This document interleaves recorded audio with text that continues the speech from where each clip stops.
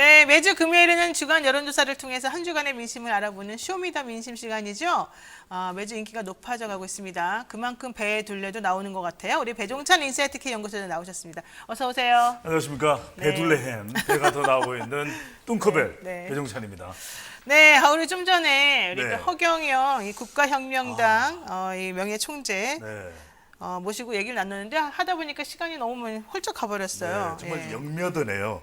네? 영며들어요. 싹 빠져들어가네요. 그렇게 어려운 말을 또 쓰시는 거 못 허경영, 알아듣겠어요. 우리가 뭐 스며든다 표현할 때 윤며든다 표현하지 않습니까? 윤여정 배우에 대해서. 이거 지금 허경영 국가혁명당 그래서 영며든다고 하는 명예대표가 겁니까? 네네. 결혼만 하면 3억을 받는다는 거 아니에요? 그러니까요. 주신다는 거 아니에요? 네. 야, 정말. 결혼 이미 하셨죠? 본인은 해당이 없어요. 근데 제가 오면서 깜짝 놀란 게, 네. 야, 정말 제가 오늘 방송 못 하더라도 더 듣고 싶다 이런 마음이 드는 게 바깥에 좀 미리 알려주시지. 저는 이번 대선 후보 중에서 네. 가장 차가 좋으신 분이요. 그러니까. 롤스로이스. 이거 발음 잘해야 돼요. 롤스로이스가 R 발음 힘듭니다. 롤스로이스가 네. 바깥에 떡하니 버티고 있어서 허경영이다. 역시 이런 허경영이다. 생각이 들어요. 역시 네. 본자 허경영. 자, 대단합니다. 정말 대단합니다. 네. 자, 다시 이제 열기를 좀 식혀서 우리 또 차분하게 한번 진행해 보겠습니다.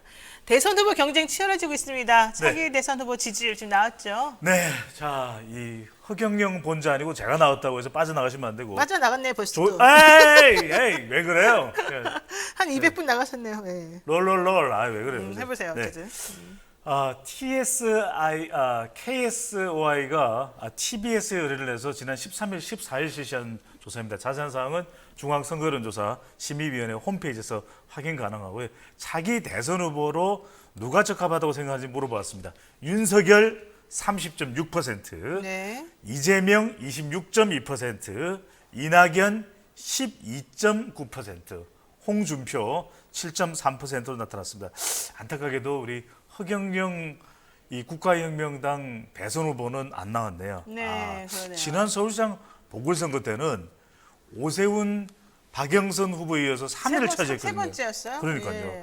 오늘 방송 보니까 지지율 앞으로 더 올라가지 않을까라는 생각이 들고. 근데 나오실 때마다 그 네. 지지율 퍼센테이지는 좀 높아지는 것 같더라고요. 그러니까요. 특히 이제 네. 오늘 우리 노영희 뉴스토마토 출연하셨으니까 지지율 팍팍팍 올라가지 않을까 생각이 드는데 네. 지지율 조사 하나 더 소개해 드립니다. 왜냐하면은 조금 더 최근인데 MBC가 코리아 리서치 의뢰해서 지난 16일, 17일 실시한 조사이고요. 차기 대선 후보로 가장 적합한 후보는 누구인지 물어봤습니다. 네네. 자세한 사항은 중앙선거여론조사 심의위원회 홈페이지에서 확인 가능한데요. 네. 이 조사는 이재명 29.8%, 이재명. 윤석열 19.5%, 네. 이낙연 10.6%, 홍준표 5.3%로 나타났습니다. 그러니까 처음 말씀드린 조사는 윤석열 1위, 두 번째 소개해드린 조사는 이재명. 후보가 1위인 거예요. 그러니까 요새 지금 장안에서 이게 난립니다. 그러니까 정말 못 믿겠다. 이거 이게 왜 이래? 여론조사가 네. 조작이냐? 근데 조작할 수 없고 또 이거 조작한다고 해서 무슨 경제적인 이익이 생기는 것도 아닌데 여론조사에서가 그 위험을 무릅쓰고 감수하고 하는 거 아니고 중앙선거 여론조사, 중앙선관위 아시죠? 심의위원회가 있기 때문에 그렇게 할 수도 없어요. 네. 이게 더위를 먹고 폭염을 먹은 게 아니라 조사 방법을 먹었습니다. 그러니까 자, 윤, 면, 재 이게 네. 지금 세간의 화제예요. 네. 자동응답 조사는 네. 윤석열, 네.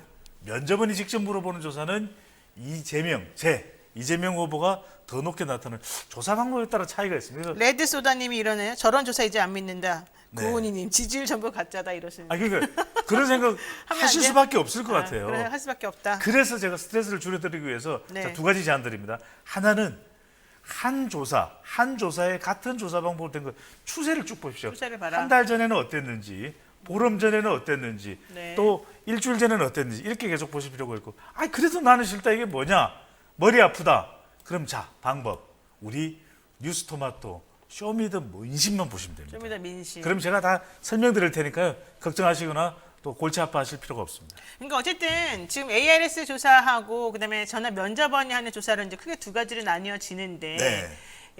ARS 조사를 하게 되면은 실질적으로 약간 그 샤이한 사람들, 그 사람들의 그 지지한 사람이 빠지기 마련이라는 거예요. 그래서 예를 들면은 ARS를 하게 되면 그렇죠. 그 사람들이 나온다는 거고 그렇죠. 전화 포함되죠. 면접원을 하게 되면 좀 빠진다는 그렇죠. 거죠. 그래서 예를 들면은 윤석열 후보를 지지하는 샤이한 사람들이 있다고 치면 그렇죠. ARS에서는 그냥 마음 편하게 그냥 본인이 눌러요. 그런데 그건 왜냐하면 또 버튼을 눌러야 되니까. 그러니까 누르니까 어쨌든. 근데 누르는데 그런 경우에는 지지 후보가 없다, 모른다 이 비율이 좀 줄어들어요. 그렇죠. 자동응답 조사. 네, 자동응답 조사에서. 그런데 그렇지 않고 전화 면접원 하게 되면 면접원한테 어쨌든 내 의사를 밝히는 거니까 네. 자기가 아주 확실하게 지지하지 않으면은 그냥 안 한다는 거잖아요. 아 자꾸 왜 제 밥그릇을 넘나 보는 겁니까? 그런데 이건 제가 설명을 드려야지. 그런 경우에는 역시 네.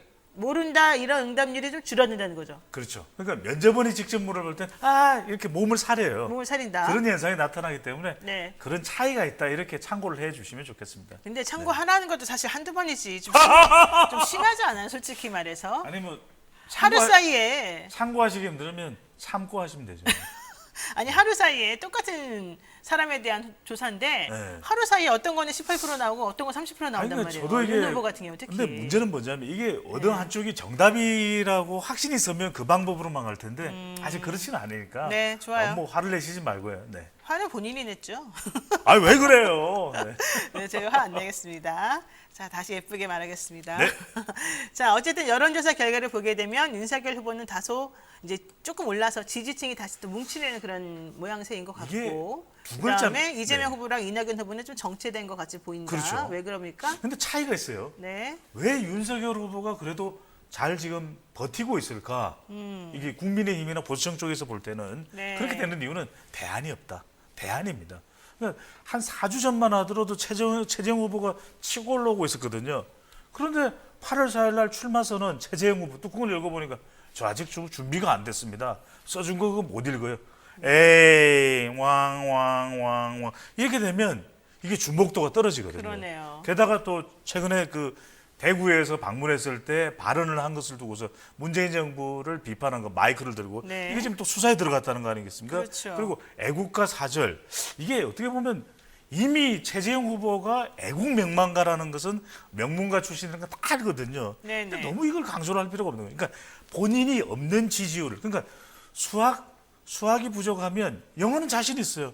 그럼 수학 성적을 올려야 되잖아요. 네. 국어 성적을 올려야 되잖아요. 또 문과는 탐구 성적을 올려야 되잖아요. 네. 이건데 이미 잘하고 있는 거에 더 강조를 할 필요가 없었던 거. 그러다 보니까 최재형 후보가 생각이나 예상했던 것만큼 지지율이 안 올라가면서 김종인 국민의힘 전 비대위원장이 그랬잖아요.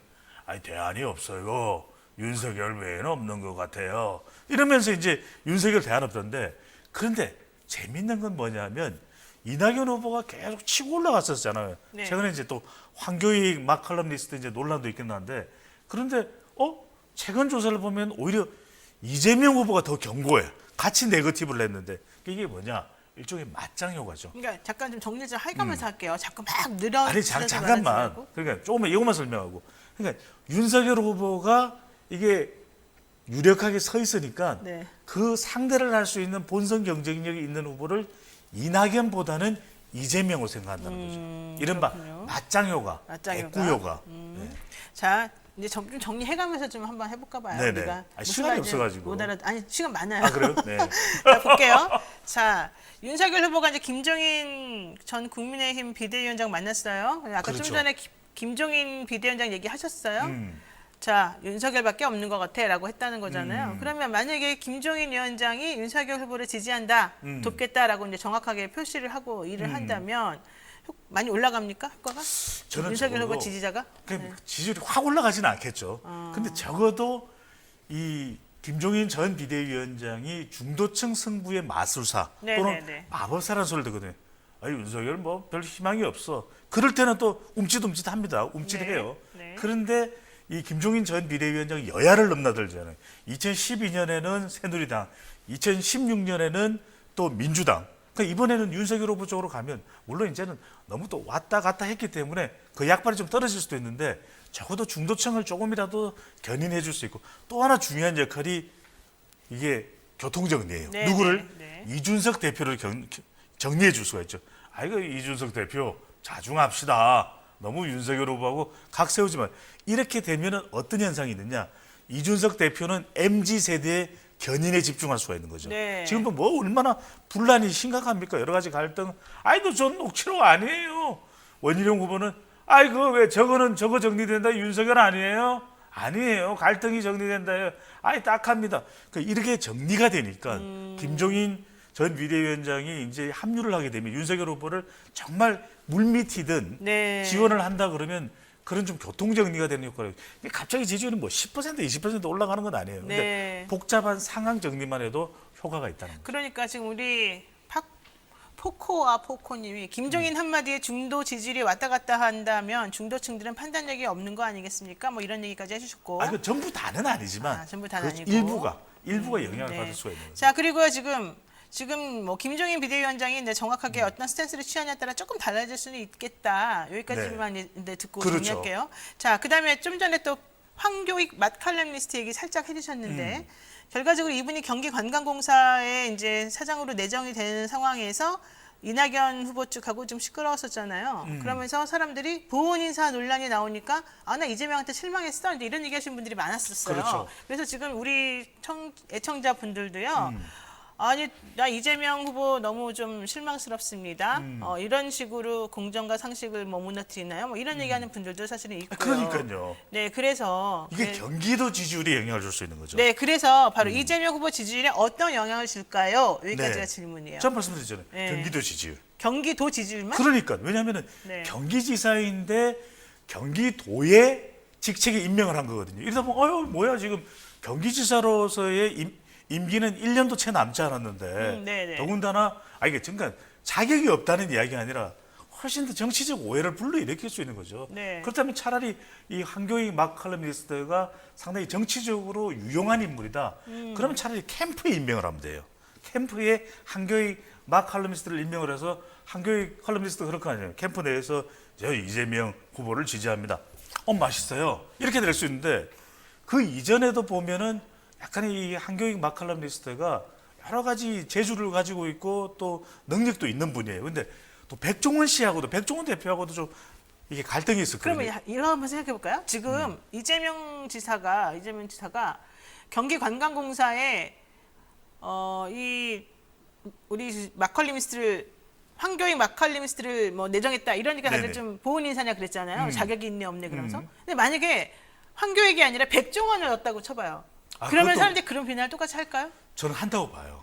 할까요? 저는 왜냐면 안 할 것 같아. 누가 하느냐? 네. 누가 하느냐? 네. 이낙연 후보 측은 할 수밖에 없죠. 이낙연 왜? 후보 측에서 왜? 경기도에 더 관심이 모아지게 되거든요. 그것 자체가 이낙연 후보나 정세균 후보, 지금 보면 정세균 후보도 목소리를 내지만 잘 들리지 않는다. 그 네. 이야기는 적어도 조금이라도 더 이재명 후보에게 위협이 되는 것은 이낙연 후보인데 기껏 호남에서 지지율을 좀 끌어올렸어요. 한 4주 전까지. 우리 시간에도 말씀드렸는데 근데 최근에 이낙연 후보가 주춤한 건 뭐냐? 서울 지지율이 안 올라가요. 경기도 지지율이 안 올라가요. 호남 지지율만 인천 지지- 올라가요? 그러니까 이게 중요한 게 네. 호남에서 올리고 난 다음에는 그 다음에는 뭐냐 중수층입니다.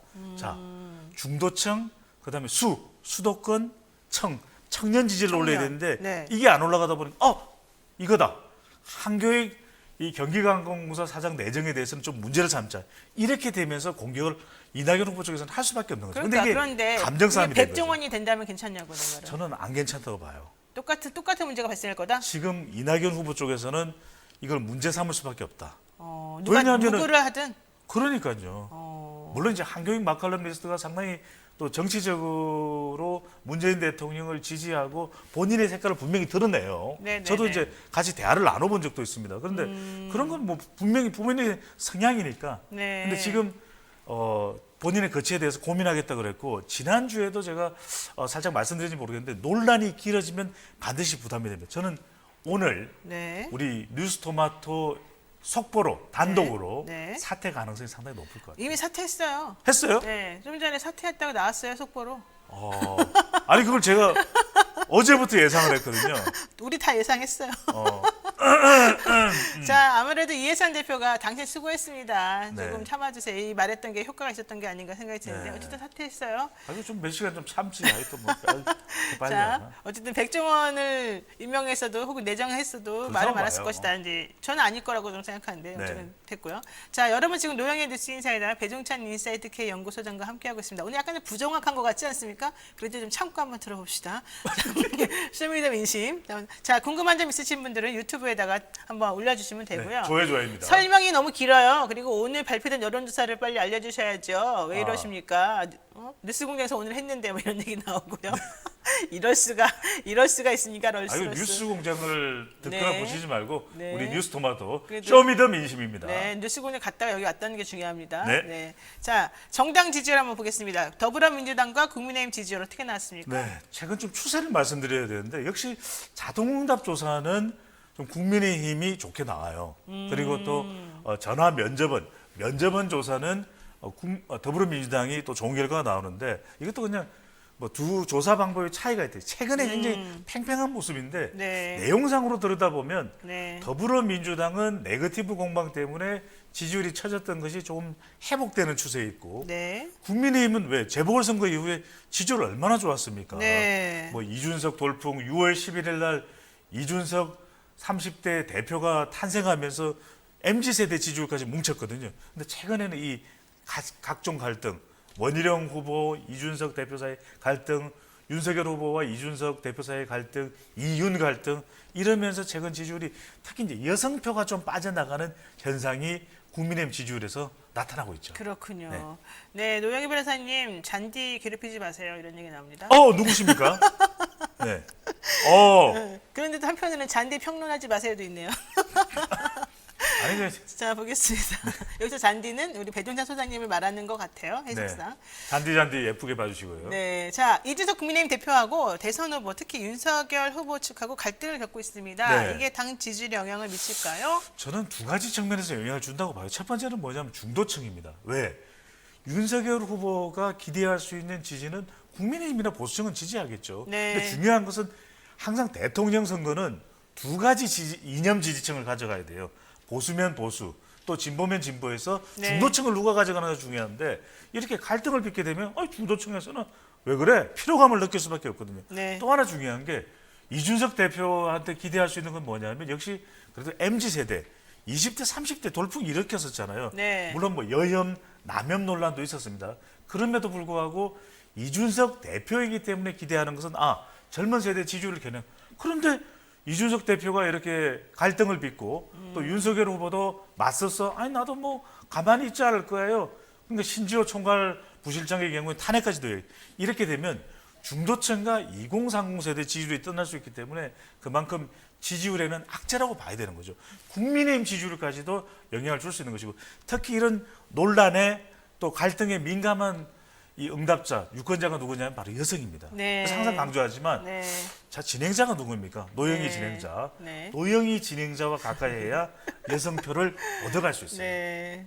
자, 여야 뽑을 사람 너무 없는데 그럴 바에는 돈 준다는 허경영을 뽑겠다. 이런 얘기도 있어요. 그러면 왜 허경영은 그 후보군에 안 올라가나요? 이런 그러니까 이게 저도 안타까워요. 네네. 최근에도 한 조사에서는 최재형 후보가 들어가지 않아서 후보 캠프 측에서 이의 신청이 나왔는데 그렇죠. 제가 영매달다 말씀드렸잖아요. 허경영 후보 정말 제가 지지 발언하는 걸 떠나서 정말 오늘 보니까 빠져들더라고요. 아니 3억은 주죠. 그다음에 아니 역시 돈에 약한 잔디입니다. 1인당 14억을 낸 네. 국민들에게 돌려주겠다. 네네네. 그다음에 부동산 정책은 정부가 간제해서 고개가 끄덕끄덕해지면서 네. 오늘 정말 아쉬운 것 중에 하나는 왜 공중부양 왜 요청 안 하셨어요? 네, 그 얘기 했는데 무시하시더라고요. 자, 지금까지 배종찬 인사이트 K 연구소장과 말 함께 나눴습니다. 끝난 거예요? 네, 끝났습니다. 네. 아니, 말도 안 돼요. 시간이 다 됐습니다. 고맙습니다. 감사합니다. 네. 아니 더 해야죠. 노영의 뉴스 인사이다 조용히 좀 해보세요. 오늘 방송 어떠셨습니까? 방송 내용 관련해서 시청자분들 의견 많이 나왔는데 소개해드릴 시간이 없었습니다. 너무 죄송하고요. 그럼에도 불구하고 구독, 좋아요 잊지 마시고요. 주말 잘 보내시고 다음 주 월요일 7시 30분에 다시 뵙겠습니다. 고맙습니다. 힘내십시오.